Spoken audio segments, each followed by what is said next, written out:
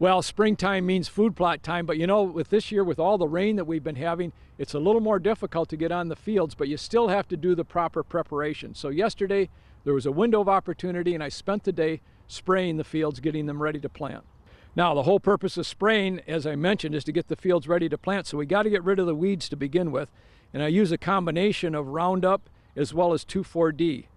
The Roundup obviously kills most everything, but the 2,4-D is especially good on broadleaf plants. I've got a 150-gallon sprayer, which I usually pull behind either an ATV or in this case a Ranger Polaris. Now in this particular setting, I've got about 2 acres of property that I turn into a combination of Roundup Ready corn and Roundup Ready soybeans. I like to do that because all summer long the deer are eating on the leaves of the soybeans, and then come later on in the fall they have the corn to eat, but also turkeys find in the spring leftover soybeans that have fallen on the ground. It makes a great plot for turkey hunting. So basically the concentration is pretty easy to mix up. I do about 20 gallons of water per acre, and I've got about a 2-acre field here, so we put about 40 or 50 gallons of water in, and I add a quart of Roundup and a quart of 2,4-D per acre.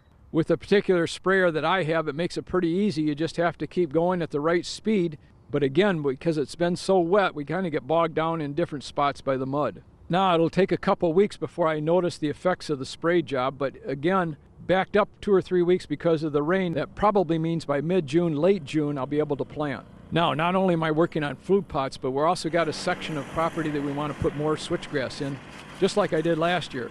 We'll get the ground ready, we'll use the drill, the no-till drill that I get from Genesee County Pheasants Forever, and within about a half a day, it makes a pretty short job out of putting in 5 or 6 acres of switchgrass. So once again, I love this time of the year because I enjoy doing the food plots, but you know what? My hat's off to the farmers.